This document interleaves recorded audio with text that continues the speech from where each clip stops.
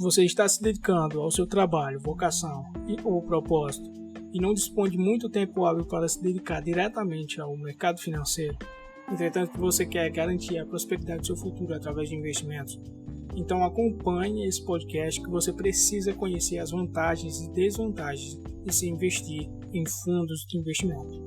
Este é o episódio 04, eu sou o Glebson JSA e está começando mais um podcast Finance ou Finance, como você quiser chamar.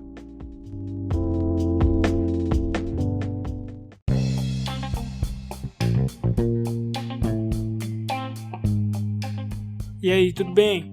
Antes de começar, eu gostaria de pedir que, se você gosta do meu conteúdo, que você assine o nosso podcast e compartilhe com aqueles amigos que, assim como você, irão gostar desse conteúdo.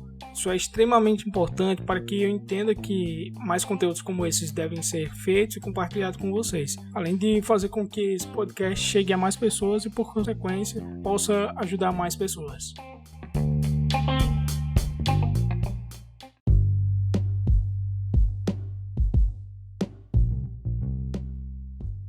Bom, então vamos lá. Antes de tudo, eu preciso explicar para o pessoal que não sabe o que são fundos de investimento. Fundos de investimento é uma forma de investir de maneira coletiva, através da comunhão de recursos de vários investidores. Isto é, com o objetivo de promover a aplicação coletiva dos recursos dos participantes, mais conhecidos como cotistas. Para ficar mais simples de entender, imagine um fundo como uma espécie de condomínio. Você se reúne a várias outras pessoas, nesse caso investidores, para compartilharem de benefícios de uma estrutura administrada e gerida por um síndico, ou melhor dizendo, um gestor. De maneira prática, cada investidor individualmente investe uma quantia igual ou acima do valor mínimo para participar dessa estrutura coletiva, que no caso é o fundo de investimento, deste modo se tornando o dono de uma ou mais cotas. Ou seja, ao fazer isso, o seu aporte se soma aos dos outros participantes cotistas e é incorporado ao patrimônio do fundo. E, de acordo com o desempenho do fundo, cada cotista será remunerado de forma proporcional à sua quantidade de cotas, participações no fundo. Bom, para citar alguns principais tipos de fundos de investimento, temos o FIA, Fundo de Investimento em Ações, o FII, Fundos de Investimentos Imobiliários, o FIIRF, Fundos de Renda Fixa, o FIF ou FIC, Fundos ou Fundos de Cotas, e os Fundos Multimercados. É importante que você saiba que existem outros tipos de fundos, mas aqui é só para exemplificar alguns tipos. Nesse episódio eu não irei me ater às características de cada fundo, pois o episódio ficaria muito longo e você pode acabar se confundindo. E esse não é o objetivo pretendido aqui, certo?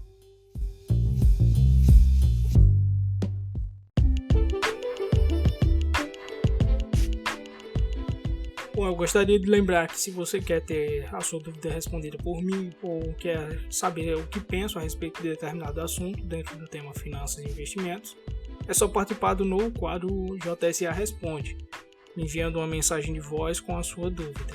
Para participar, basta acessar o link da descrição do meu Instagram, @glebson.jsa, clicar no botão Participe do meu podcast ou enviando uma mensagem no direct dizendo que quer participar do podcast Finance.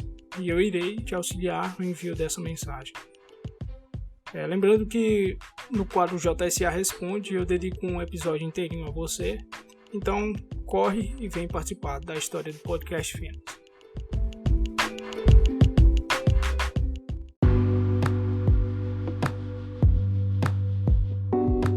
Então, voltando ao assunto, agora que você já sabe basicamente o que é um fundo de investimento e como ele funciona, vamos então às vantagens e desvantagens de se investir em um fundo de investimento. Então vamos às vantagens, né? Bom, a primeira vantagem é a facilidade com diversificação. Investindo através de um fundo de investimento, você já estará naturalmente diversificado na classe de ativos do tipo de fundo, pois a partir da aquisição de uma única cota, você já terá acesso a uma cesta de ativos estrategicamente selecionada e composta por classes de ativos e investimentos disponíveis no mercado, de acordo com o tipo de fundo, claro. Ou seja, se é um fundo de ações, ao adquirir uma cota, o seu dinheiro é incorporado à carteira, majoritariamente de ações, em que o gestor estrategicamente acredita ser as de melhor performance para o fundo. E assim funciona com os demais tipos de fundo. Ou seja, um fundo de renda fixa vai comportar ali títulos de renda fixa, ativos de renda fixa que o gestor acredita que são os de melhor performance para o fundo. Assim funciona com fundos imobiliários, fundos multimercados e até os fundos de fundos. Ou seja, o gestor que está ali alocando os ativos em outros fundos vai escolher os melhores fundos com as melhores performances para a estratégia do fundo ali, do FIC no caso. Então a primeira vantagem é essa. Bom, a segunda vantagem é a acessibilidade ao mercado financeiro. Através de fundos, você tem acesso a tipos de investimentos restritos a investidores profissionais ou com uma alta barreira de entrada, no sentido de alto custo. Ou seja, você precisa de desembolsar um alto valor para poder ter acesso àquele tipo de investimento. Algo que você dificilmente teria acesso caso investisse de maneira individual, como, por exemplo, acesso a investimentos internacionais através de BDRs, ou no caso de fundos imobiliários, de ser dono de shoppings, galpões logísticos ou prédios corporativos de maneira individual. É muito mais difícil você conseguir comprar um prédio sozinho. Agora, com o auxílio de um fundo, onde tem os recursos de vários outros participantes, torna-se mais fácil. Obviamente, você vai ter um patrimônio ali correspondente com o investimento que você está fazendo. Mas, na questão de acessibilidade, você vai ter o acesso ao tipo de investimento. Bom, a vantagem número 3 é a gestão profissional. Um dos melhores benefícios de se investir em fundos de investimento é a delegação do processo de análise, escolha e seleção de ativos. Os fundos são geridos por profissionais especializados e preparados para desempenhar a função de gestor. O único tempo que você vai gastar aí é escolhendo um bom fundo ou uma boa estrutura aí para você investir. Isso te possibilita que você tenha seu dinheiro gerido por profissionais do mercado financeiro capacitados para tomarem decisões mais assertivas. O gestor é quem acompanha o mercado e define a estratégia de investimento da carteira baseada nos objetivos e políticas de investimento apresentada lá no regulamento do fundo, com vista, é claro, à obtenção do melhor retorno e resultado para o fundo, para os cotistas por consequência.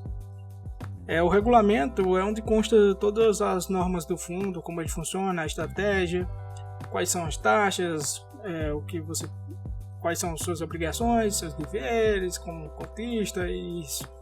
Vai constar lá todo o regulamento, como o nome já disse. A vantagem número 4 é a possibilidade de alta performance. Bom, por ser gerido por profissionais capacitados através de uma estrutura apropriada, as chances de alta performance se tornam maiores do que as suas, claro, caso você tente ou você estivesse investindo de forma direta.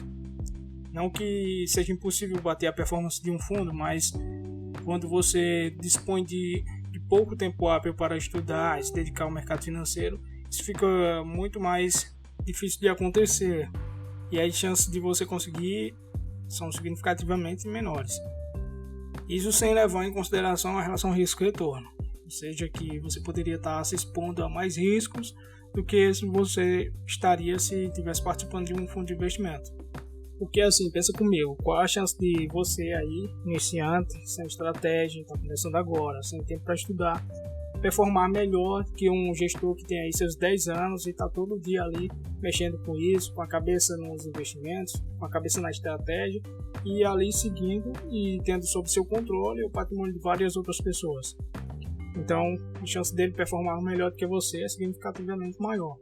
Não quer dizer que será sempre assim, mas considerando os fatores aí citados, as chances dele performar melhor do que você aí são significativamente maiores, obviamente. Vantagem número 5, praticidade. Pelas vantagens citadas anteriormente, você já deve ter noção aí do quanto de tempo você ganhará para se dedicar à sua profissão, sua família ou seu propósito.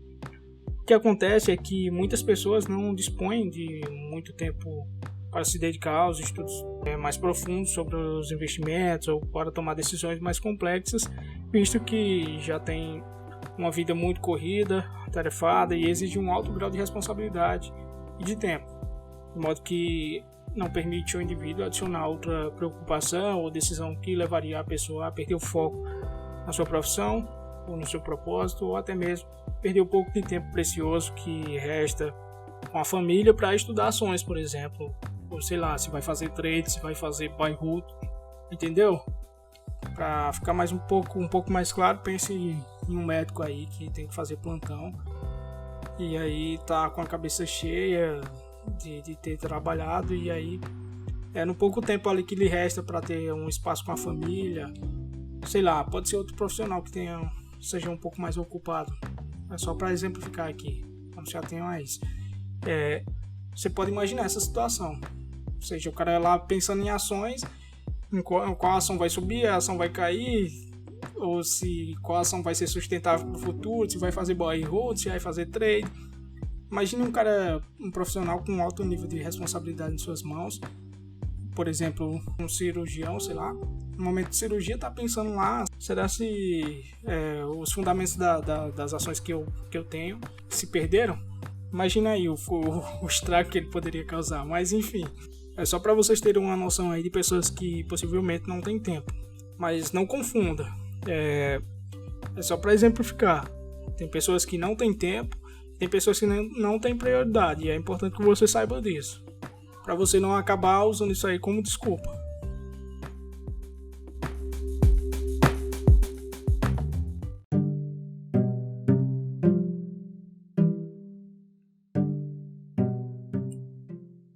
Como nem tudo são vantagens, há também as desvantagens que são, ao meu ver, fundamentais para que o investidor saiba avaliar o custo-benefício de se investir em um fundo de investimento. Nesse caso, as vantagens e as desvantagens são fundamentais aí para que você possa chegar a alguma conclusão e tomar essa decisão por si. Então vamos lá, a primeira desvantagem são as taxas. Uma das principais desvantagens de se investir no fundo de investimento são as cobranças de taxas, como taxas de administração e taxas de performance.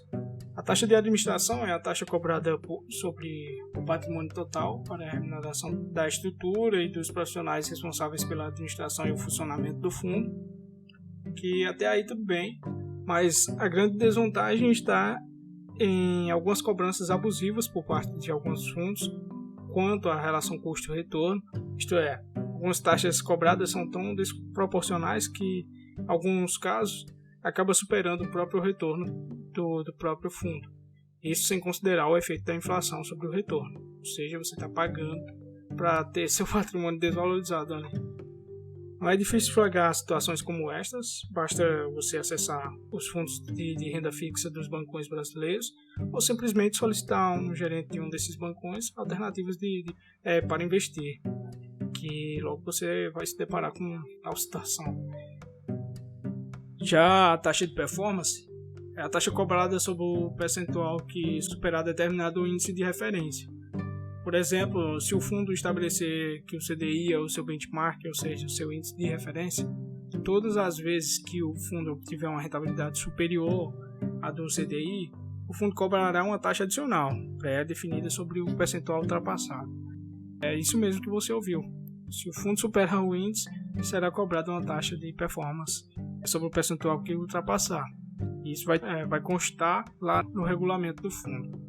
É sempre bom que você esteja atento a essas informações quando você estiver investindo ou quando estiver pesquisando sobre um fundo. A segunda desvantagem é que há algumas barreiras e limites de entrada. Apesar da acessibilidade proporcionada por alguns fundos ou tipos de fundos em termos de acesso a determinados ativos, existem algumas barreiras e limites de entrada para ter acesso a alguns fundos mais específicos ou fechados, como por exemplo, em alguns casos o limite mínimo de entrada ou movimentação é muito elevado para que um investidor comum, um investidor pequeno, tenha acesso. A terceira desvantagem é a perda de autonomia. Como você, ao investir em um fundo, está terceirizando a gestão dos ativos, você acaba perdendo a autonomia sobre a escolha dos ativos, tendo que estar sujeito às escolhas e estratégias do gestor, ainda que discorde de alguma alocação de certo ativo. Mas nesse caso, você pode optar por outro fundo que melhor se adeque ao seu perfil e objetivo. Outra desvantagem de perder a autonomia é que você perde todo o aprendizado prático que só a experiência de investir de forma direta pode proporcionar. Por fim, a quarta desvantagem e última é o Come Cotas. O Come Cotas, como o nome já sugere, é a antecipação do imposto de renda de 15% sobre o rendimento das cotas. Ele ocorre nos meses de maio e novembro, de modo que o pagamento se expressa em termos de quantidade de cotas, ou melhor dizendo, a redução delas. É importante que você saiba que o Come Cotas incide apenas sobre alguns fundos, no caso do fundos de renda fixa, como do tipo CDI, de multimercados, de crédito privado, cambiais e ouro. Sendo exceções os fundos de ações, previdências e fundos imobiliários, cuja tributação é fixa e de 15% sobre os rendimentos no resgate. Qual é o grande problema do Come Cotas? É que ele acaba diluindo o percentual de rendimentos que os seus investimentos poderiam ter caso esse imposto fosse cobrado, como aí no caso de fundos de ações e fundos de imobiliários, apenas no resgate. Lembrando que aqui é uma abordagem geral e, como eu acabei de falar, algumas vantagens e desvantagens podem não se aplicar a algum tipo de fundo específico. Antes de encerrar, eu gostaria de fazer uma correção. Quando eu estava falando agora sobre Come Cotas, eu acabei citando que os fundos imobiliários incidem imposto de renda, mas a correção é o seguinte: os fundos imobiliários não incidem imposto de renda, então eles são isentos. Correção feita. Então, como você pode ter percebido aí ao longo do podcast, você deve ter notado que os fundos de investimento, quando bem escolhidos, são uma boa alternativa para o pessoal que não tem tanto tempo assim para se dedicar ao mercado financeiro, principalmente para fazer escolhas mais complexas e que são de grande importância para o seu patrimônio, aí, para a sua vida e os objetivos a serem conquistados ao longo dos investimentos. Outra coisa é que a pessoa não use de não investir como uma opção, né? Tendo em vista a utilização aí dos fundos para esse caminho como uma delegação dessa responsabilidade, você tem essa alternativa aí que pode ser usada para alcançar objetivos futuros através dos investimentos.